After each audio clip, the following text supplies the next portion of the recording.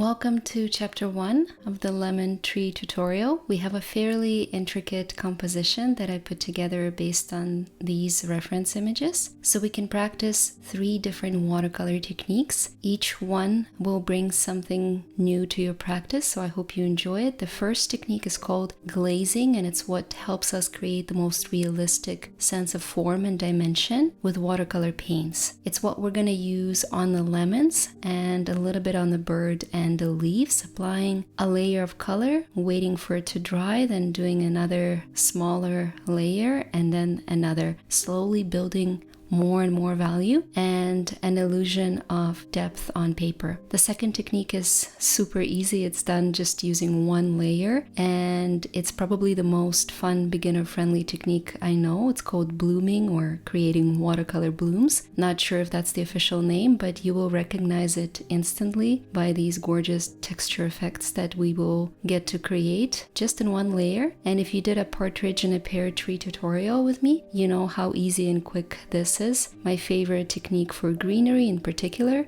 and especially fun if you have some granulating pigments, because the texture would be even more pronounced. We'll talk about the colors a little bit more in a minute. Lastly, we get to practice some wet on dry techniques, specifically on the bird's feathers. We will have to use a smaller brush to capture these details. And the brush works more or less as a pencil, very little water, and a much more graphic approach. Before we start, let's quickly go over the palette.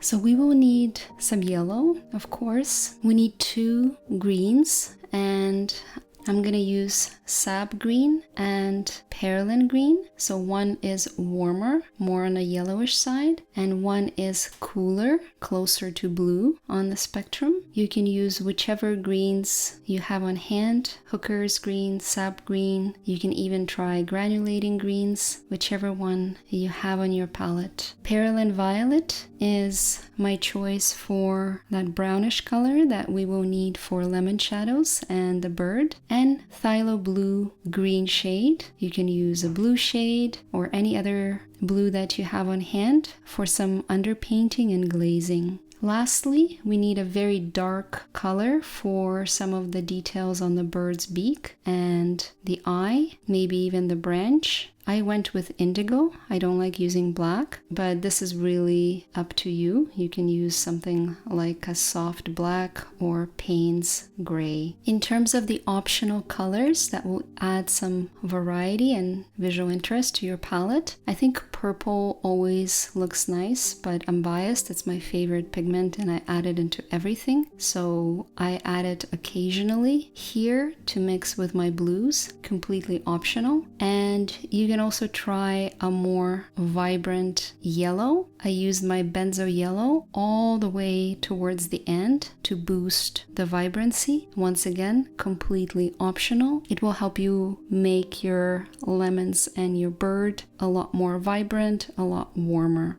Similarly, you can even glaze a little bit of orange towards the end if you feel like it. Once everything is done and all the glazes are complete, you can always add that, and I will demo that part. But once again, these pigments are optional. It's the first set that I've mentioned that we will need to complete the work. I've listed all pigments and potential alternatives that I'm familiar with and could work really, really well in the video description. So if you're ready and you have your outline transferred, let's get started.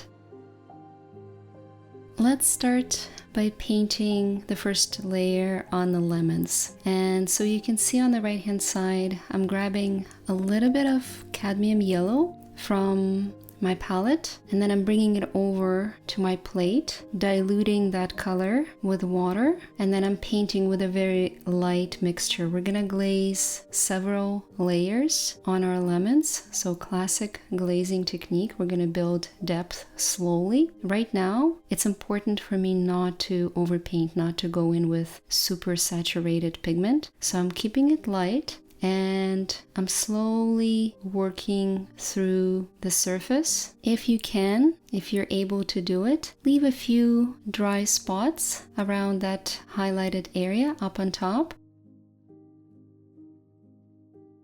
They're barely visible, but it's nice to capture that texture. Lemons are the focus of our composition. Lemons, the two up front and the bird. For sure, the more detail you can capture, the better.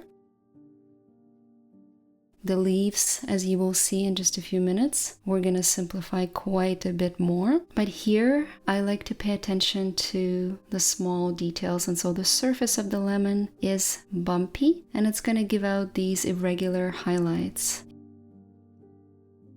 If this was a smooth sphere, we would have a large central highlight where the sun hits the sphere, but lemon is different. It's an organic shape. It has lots of these small bumps and details, and so we want to capture those. And what I'm doing is just working with the tip of my brush, sort of just trying to capture a bunch of them in that area, and then covering the rest with solid mixture of yellow and water. Once again, I'm being very conservative, using very light mixture, constantly updating and refreshing my paint in the well.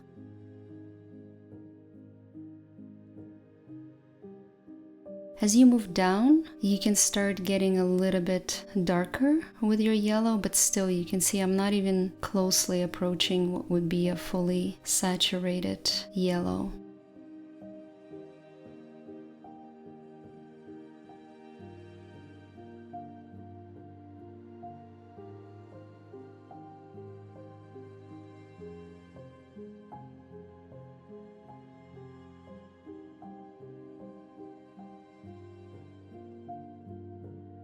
As soon as you're done, before your paint is dry, you can add a little bit of your warm sap green around the edges in the shadow areas.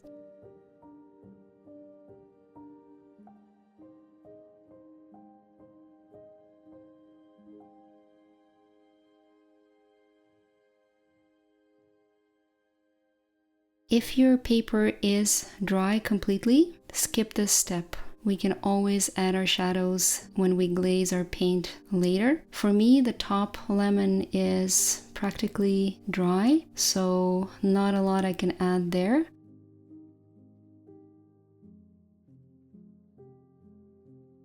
The bottom one, my mixture was a lot more watery and thick, so I can still add a little bit of green.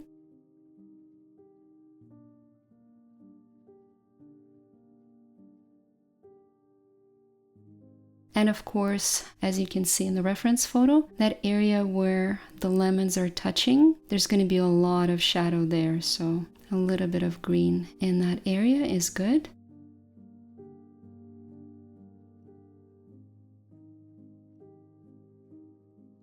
And let's leave it to dry. We will come back once everything is completely dry and glaze those beautiful shadows.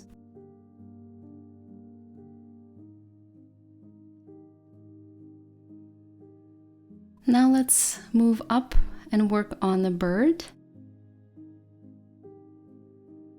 So using the same mixture that we applied to the lemon, I'm gonna cover everything, so entire bird, skipping a few important parts. So the eye, first and foremost, the beak, and the legs. I'm starting with yellow, and then up on top, I'm gonna do a strip of very light sap green, which is just another way of doing it. You can cover it with yellow and then add green, or you can put your green in right away in the spot that you know will require a little bit of green, and then move down. Just like we did on the lemons, I'm gonna skip a few small patches where I see some highlights on his chest.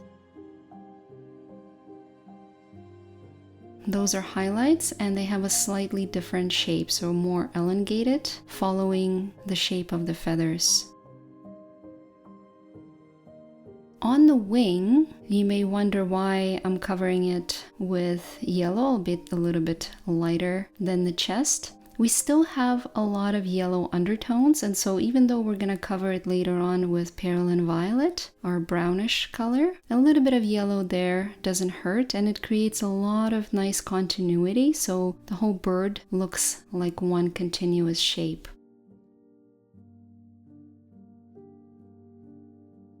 As I move down to the belly, as I continue covering the bird with my yellow mixture, I'm actually going to bring in that yellow into my green, mix the two together, and continue painting with a slightly more greenish color. That part is in the shadow, so a mix of yellow and green is more appropriate.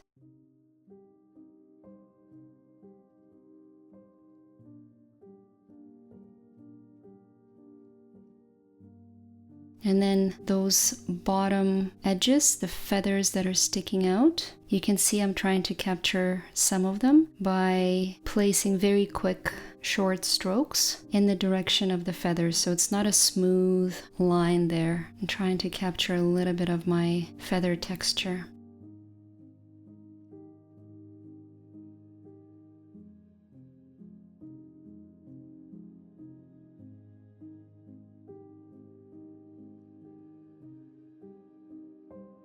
Next thing I'm going to do is I'm going to bring in my yellow and mix it with perylene violet. So you can see on the right hand side, I'm creating a bit of a brownish, warm brownish mix, and I'm going to put it just under the wing, wet into wet.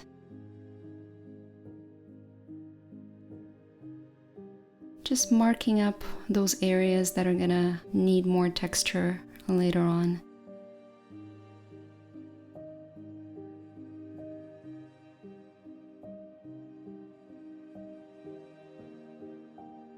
Maybe even a little bit on the chest, again in the shadow area.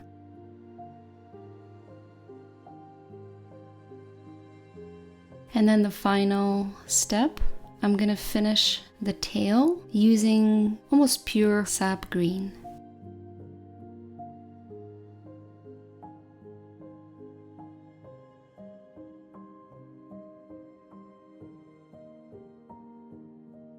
And I'm going to skip that large light feather just under the tip of his wing. I'm not going to put any color there. It's a very prominent detail and I want to capture it. Once I'm done with the tip of the tail on the other side of the branch, I'm just going to clean up the edges, maybe capture a few of those stray feathers again sticking out over the leg. And leave it to dry. We can now move up and finish the last large lemon.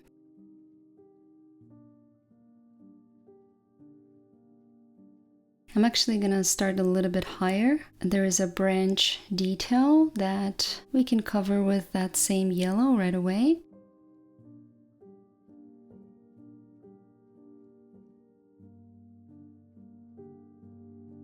And then continue over and down with a light mixture of yellow and water. The only thing I want to capture is maybe a few subtle highlights on the left-hand side. This lemon is in the background, and as you will see as we glaze more and more color, with every new layer, the front two lemons are going to have a lot more detail compared to this one. So maybe just a few dry spots on the left-hand side.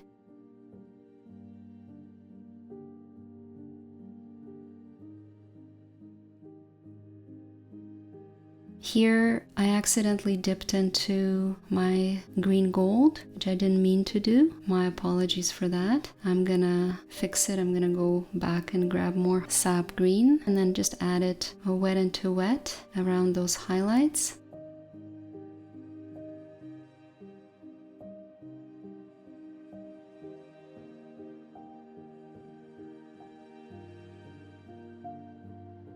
And now, just like we did on the bird, I'm gonna grab my yellow, mix it with perylene violet, creating a nice warm brownish color.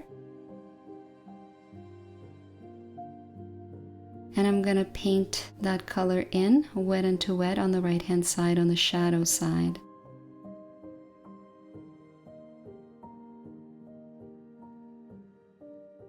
Maybe even add a little bit of green there too. Eventually, I'm gonna build a lot more color there. For now, I'm just marking up sort of the main color areas. I call this step a color map. So don't worry if yours looks a little bit different. It's just the rough color block that we will have lots of time to work with in the next 2-3 hours.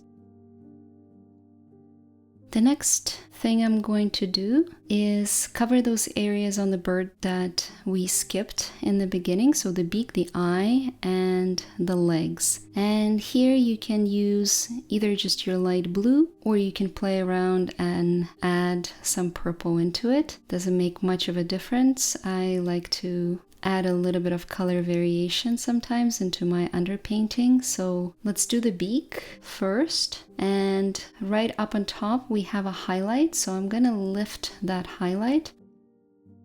I'm gonna clean my brush, dry it on tissue paper, and just run it up on top over that highlighted area, lifting the paint.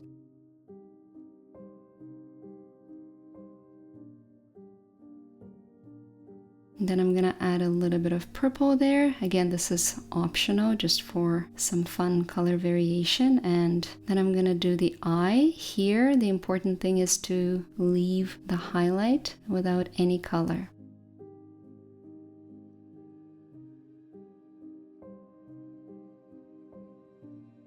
Don't go too dark. We're just doing the underpainting, so use your lightest tone. And my first lifting attempt didn't really work because my purple spread right into that highlight, so I'm gonna do it again.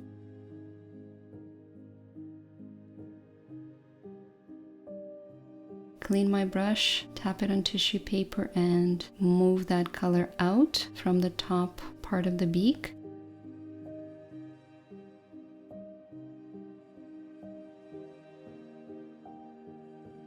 What we have left is the legs, and here, if you can, again, we're doing just the underpainting part, so the lightest part, and we're gonna follow with darker color later on, creating more dimension. But you can add even more depth and dimension if you leave a little bit of a highlight along this leg. If you've painted birds with me before, you'll recognize this technique. Pretty much how I paint all the birds when it comes to the legs and the talons.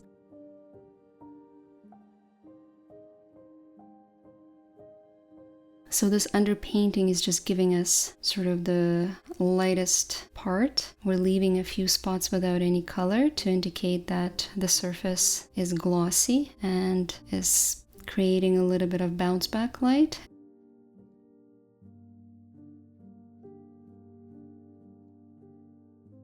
And then later on, when everything is dry and we're doing a second layer, we're gonna add a lot darker color in the shadow areas.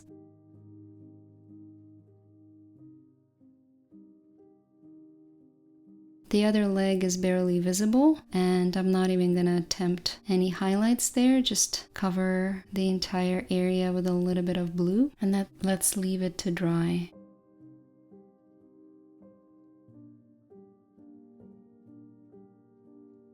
We have one more lemon, a tiny one up on top, and so that one I'm gonna do very loosely, just maybe do that bottom area using yellow.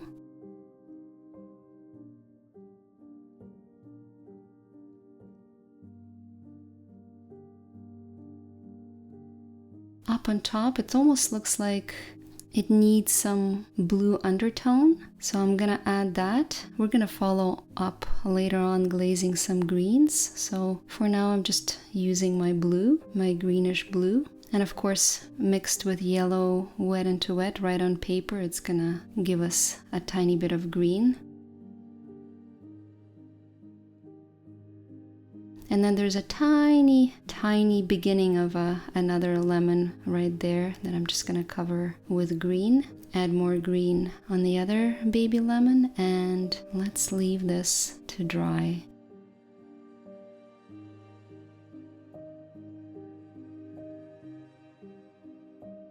And now let's work on the leaves. And the technique here is very simple. It's just one layer. You can glaze additional shadows in the final stage, but the core work happens just in one layer. And the way I do it is I just grab my green. I'm going to be working with Perylene green and sap green, so a cooler green and a warmer green. And so starting with the cooler green, I just cover a section of a leaf, keeping my color to maybe like medium value, not too light, not too dark. And then I drop a little bit of water. And since you're seeing this in real time, you can see how the clear water is slowly pushing the particles of the paint out and towards the edges of the leaf.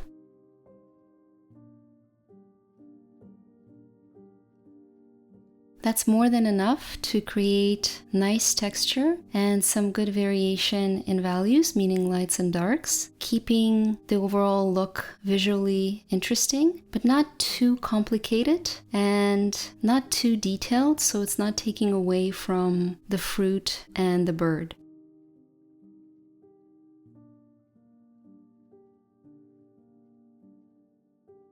So I'm working on the other half of this leaf, and you can see that I'm gonna start dropping in maybe a little bit of my warmer green in certain areas just to create some variation.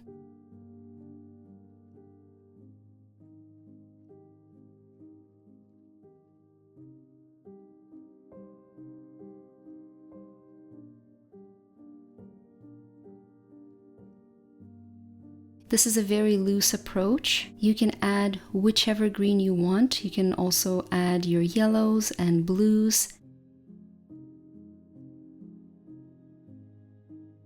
It really is up to you. And for this part, at the very least, I highly encourage you to experiment. It's a very easy technique in the sense that you can go wrong. All you have to do is just mark up your sections and then drop your water in those spots where you feel like a bloom would look nice. So for example, here I'm gonna start dropping it around the edges in the center.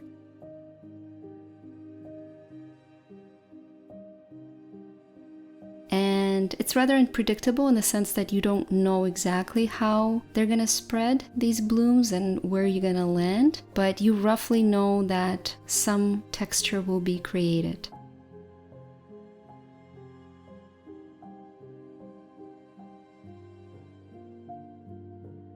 And as I mentioned in the beginning, if you worked with me on the partridge and the pear tree tutorial, I used the same approach, but with granulating paints. And granulating paints, you can find that information usually on the tube, or if you have an insert in your box of paints, it would give you like a tiny G, meaning the pigment is granulating.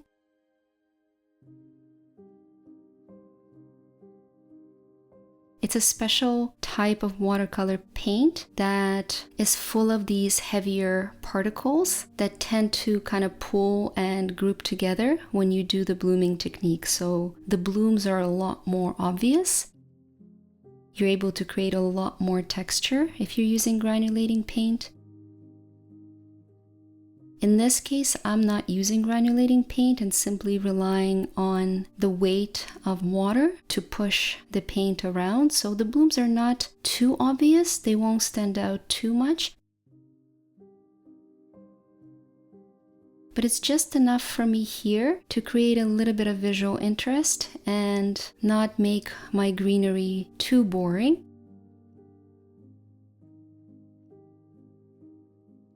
But at the same time, I don't want to do a lot of heavy lifting and paint tiny shadows because it's going to take away from the bird and the fruit. We don't need that much detail. Just a little bit of texture is more than enough.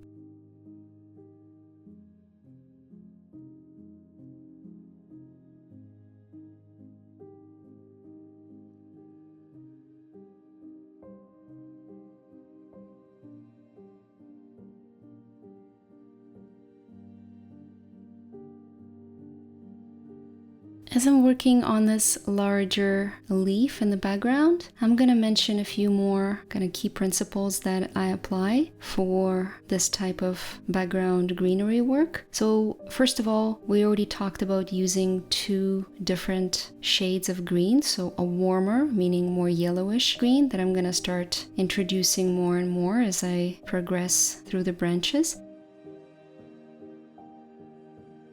And a cooler green, perylene green, that's just heavier on the blue. That's what I mean by cooler. So if you look at the color spectrum, it's closer to the blues.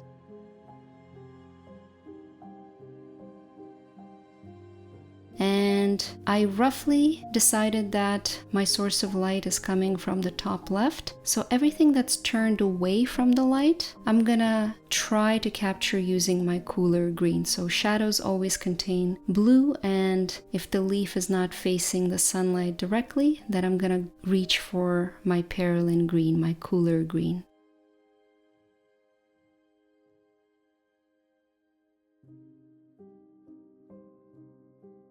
You will see in just a few minutes those leaves on the left hand side, especially the ones that are facing up towards the sun. I'm going to paint those using a warmer sap green.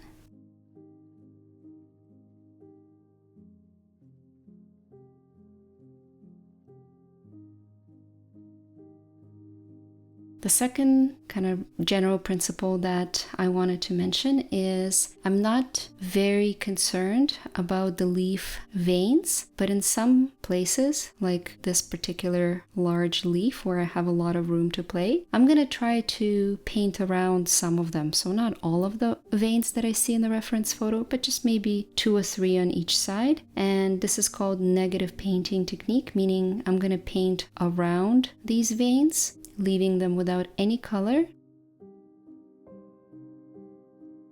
Later on, you can always glaze another layer of yellowish green up on top if you're not comfortable leaving them blank, but overall that's more than enough to capture the essence of this organic shape.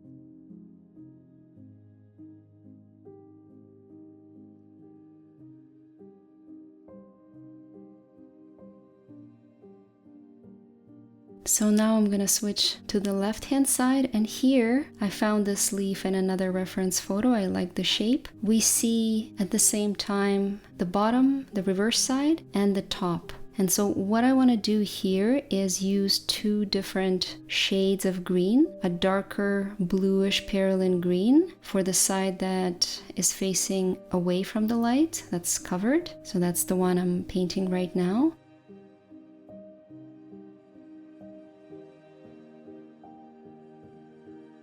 And then when I work on the top part, the one that's facing towards the sun, I'm going to use a warmer sap green.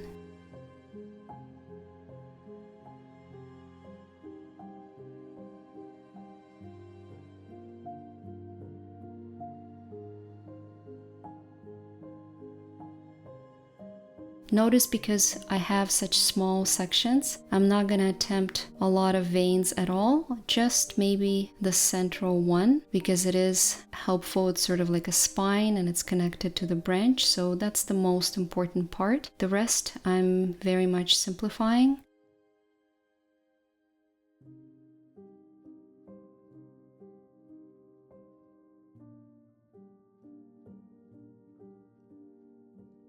And if I'm able to capture 1 or 2 additional veins, great. If I accidentally cover them, it's not a big deal. It doesn't take away from the painting. And as you're working on similar sort of botanical compositions, always remember that you don't need to capture every little detail. Some elements, like in this case these leaves, they're simply there to frame the main players in your composition, and in this case that's the bird and the lemons.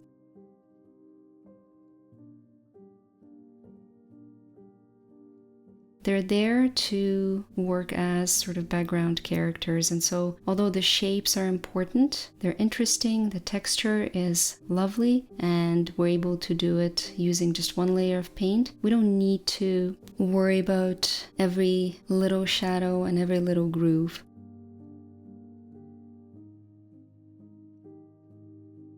you're the artist and you can always decide where you want to simplify and where you want to spend a little bit of extra time.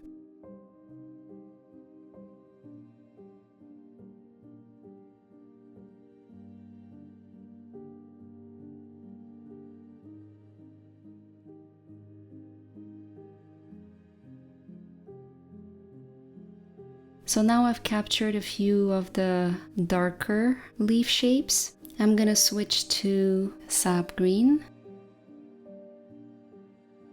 and work on the remaining greenery. So maybe starting at the bottom here.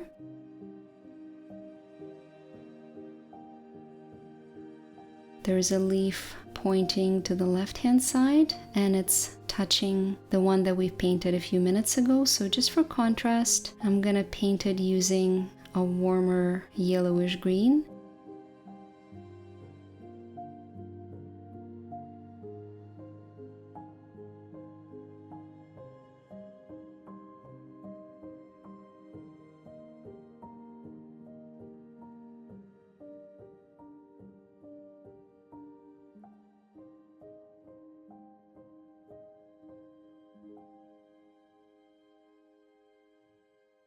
Not going to attempt any veins except for the central one. And once everything is covered with paint, I'm gonna drop a little bit of water.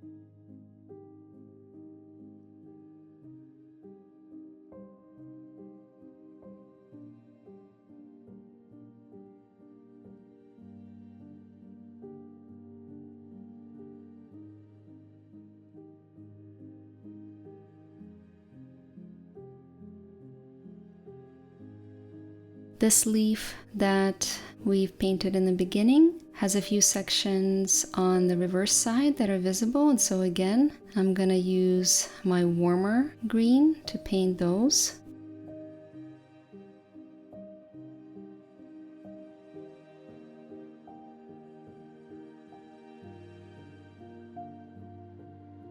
Just enough contrast between sap green and perylene green to allow me this simplified approach.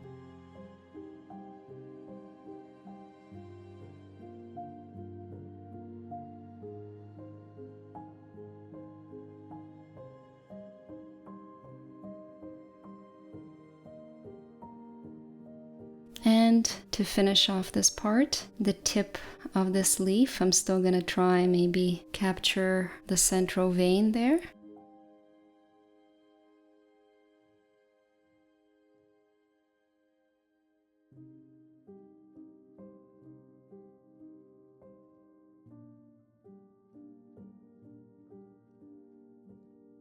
It's a beautiful shape. I think they're like super dry. If you look at the reference photo, they're all curved and I really love these shapes. They're beautiful. They add so much in terms of just visual interest around the bird.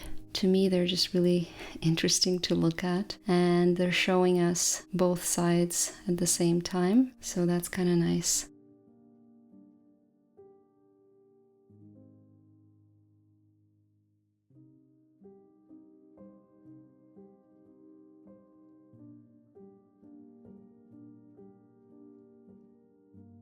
I'm gonna move up on top above the bird's head.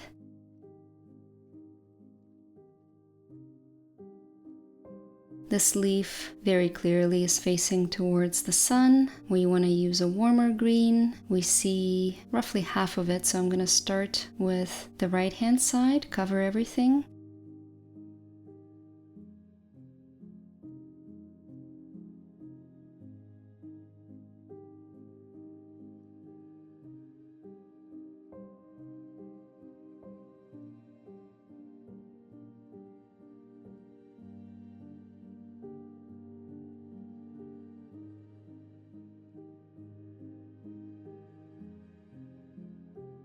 and drop a little bit of water.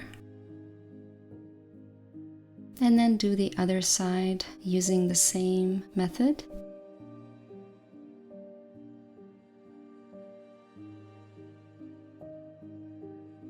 Still using the same warm green color. I managed to do a small vein on the right hand side with the tip of my brush, so I'm gonna maybe do a similar one on the other side.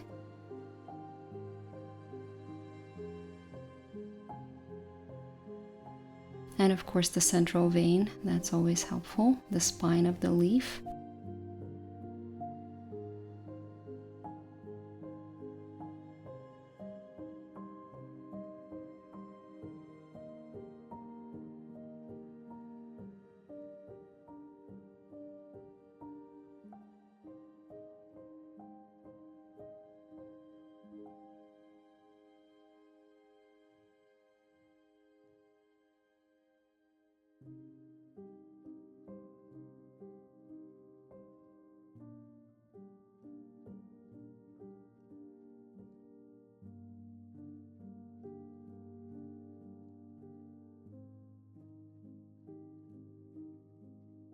Another tiny leaf there, disappearing behind the small lemon. I'm just going to do 1/2 for now, cover everything, and drop a little bit of water to add some texture.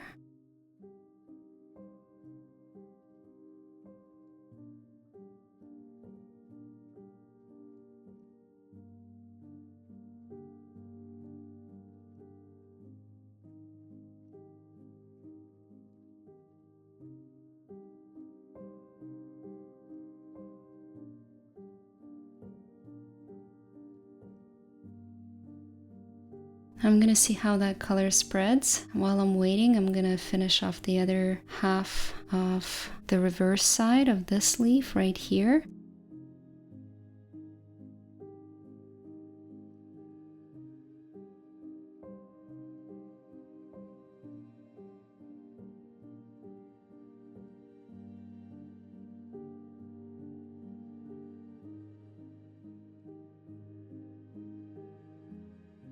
And now maybe add a little bit more green. This is kind of an unpredictable process, as I said, the way the paint spreads. So it's not super important that you follow my direct strokes here or even the sequence of these leaves.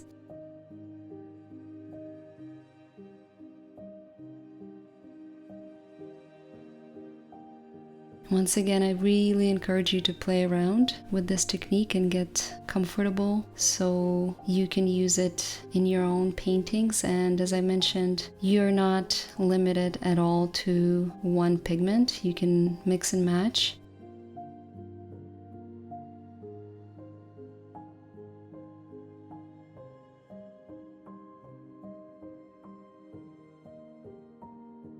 In the original study that I did, the larger study of this bird, I dipped into every single green that I had on my palette, I think, including phthalo blue green shade. So I was testing all sorts of pigments. I tried the granulating ones, found them to be a little bit too heavy for this composition. But it's fun. You should always try and test how your pigments work with different techniques, and you can always discover something new and wonderful.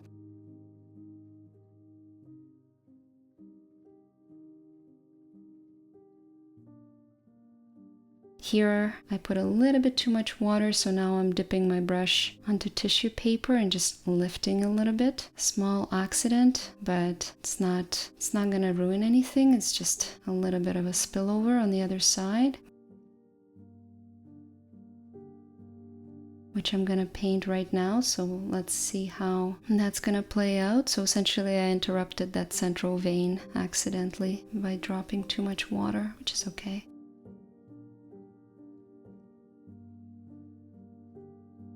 I'm gonna paint the other side, and I'm not gonna go all the way to the edge. In that area where we see the reverse side, I'm gonna leave a tiny strip of paper without any paint.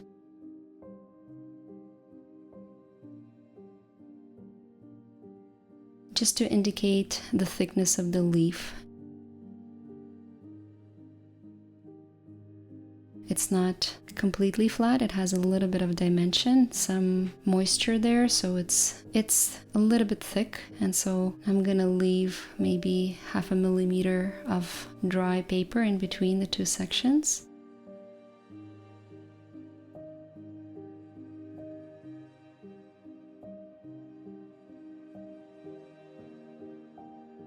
Go back up and let's add a tiny detail, the reverse side of this leaf. Let's do it using cooler Perylene green since it's facing away from the light.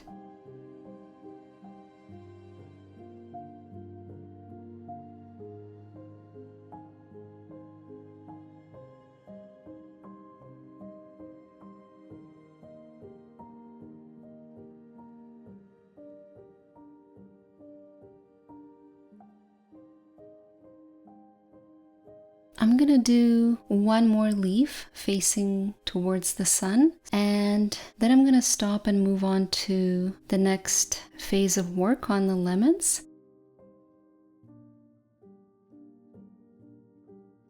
I am not going to paint this larger leaf that's overlapping the lemon right now, and you will see later on in, I think, the second chapter of this tutorial why it's important to leave it blank for now.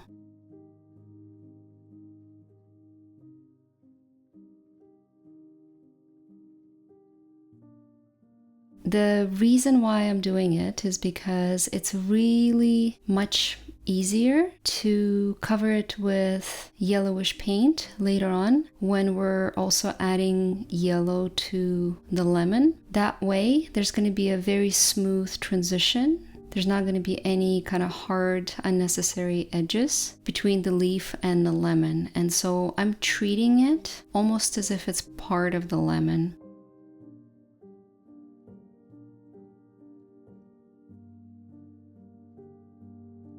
And in the way, even though they're separate objects, in the way our eyes read shadows, they're not separate because the reverse side of that leaf is in the shadow and it's the same sort of shadow that is affecting the lemon. So you will see how I painted in the next chapter. For now, keep it blank, and then you'll see how much easier it will be to capture that leaf later on when we're glazing additional colors on the lemon.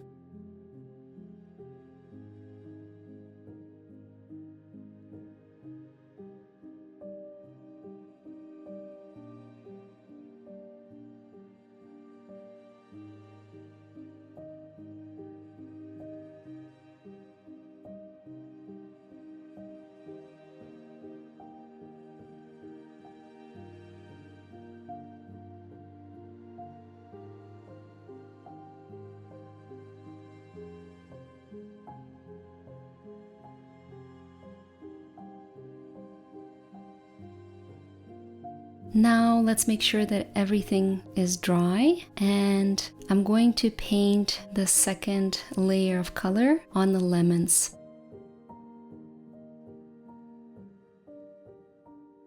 So maybe the temptation here is to go in with something like a transparent brown, but what I found works a lot better is violet. It's roughly on the other side of the color spectrum, and if you take something like Perylene violet, you can see on the right hand side, I'm mixing it with my original yellow, arriving at a warm brownish color.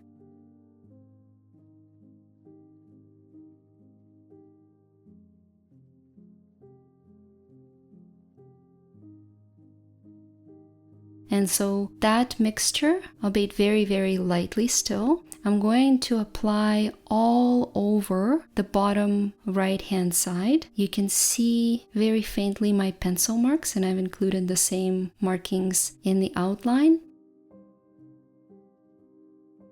So what we want to do is just cover that entire area, keeping it maybe a step or two darker if you look at the value scale. So don't go fully saturated. You can see how watery my mixture is. And And it doesn't really matter which side you start on. I started on the left-hand side with the idea that those smaller details on the top left will dry out a lot quicker. And then that's going to leave me a lot of room to play with the other side. That's going to be a lot more wet.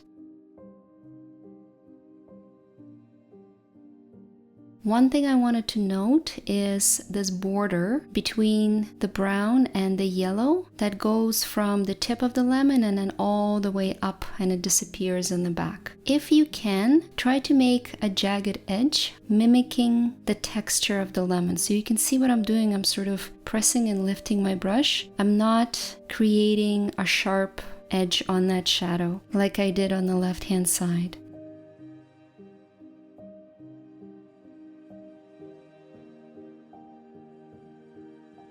And just like we did in the first layer, maybe leave a few spots without any color in the center.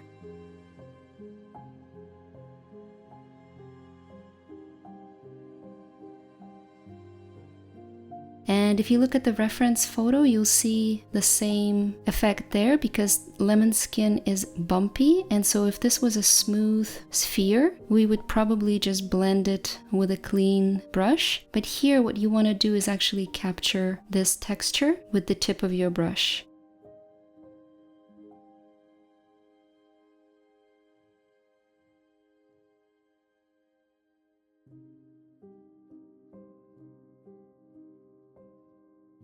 The last thing I'm gonna do, and only do this if the surface is still wet, if you're working on something like arches, anything 100% cotton, it should still be wet or at least a little bit damp. You can add a little bit of your green at the bottom, wet into wet.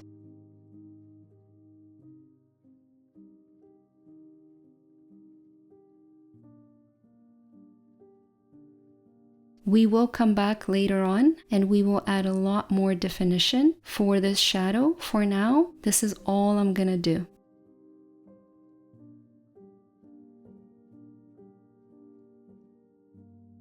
And now let's do the same thing on the next lemon using the same type of mixture.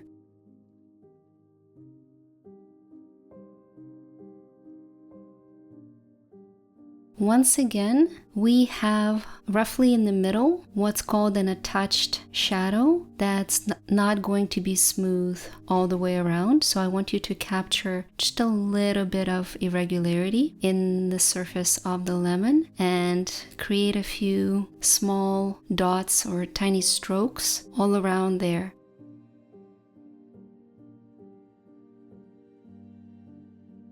In contrast, the cast shadow, so the shadow that's being cast by the top lemon, is quite smooth. It has a smooth edge.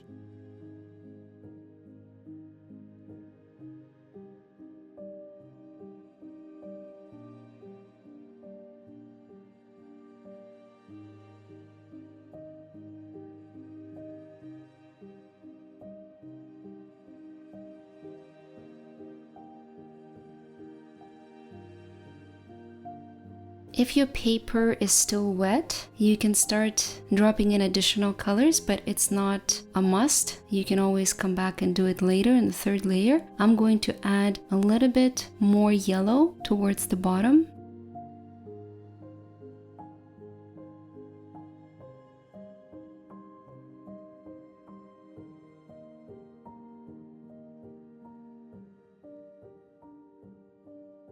And some green reflected from the top lemon on the left hand side, especially where those two lemons touch.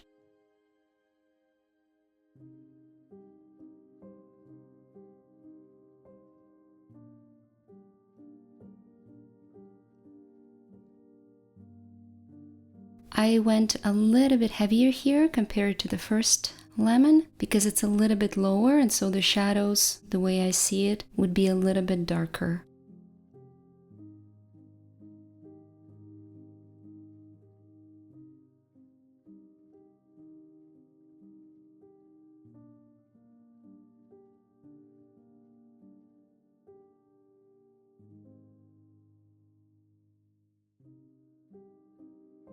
Now I'm just gonna add a few more spots, a few more shadow details, right where that attached, so-called attached shadow meets the top of the lemon.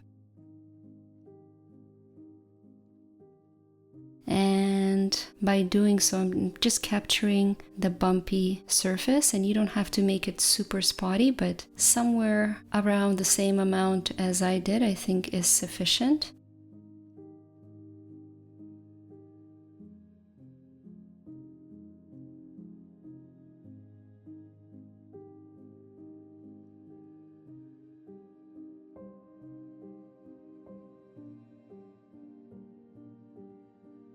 And I'm trying very carefully not to overlap them with what I've already painted, because every time you overlap your colors, you're going to double down and they're going to appear a little bit darker.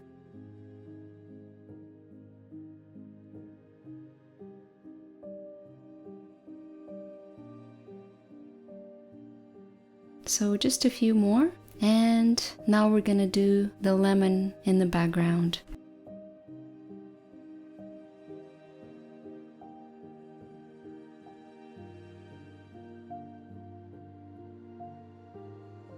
So this one I want to do a little bit differently, and the reason for that is because it's really not important for us to capture too much detail. This principle that I talk about quite a bit, things that are closer should appear more detailed, applies here as well. So essentially I'm going to cover almost everything with varying degree of shadow, and I'm not going to do as many of those tiny bumps. I'm not interested in them as much. The lemon is behind the bird, and so the less detail we add, the more sort of further away it will appear. So I started with a line of brownish color, my violet and yellow, and then I'm just going to follow with pure yellow, blending that brown out on each side.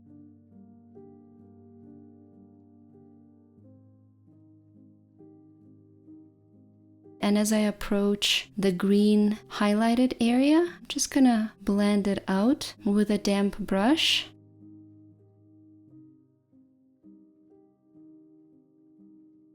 And now wet into wet, maybe add a little bit more of that brownish shadow. So once again, the whole purpose of this element is to create another plane, another object in the background, building depth. And so we have to follow that logic and not overdo it with too many details.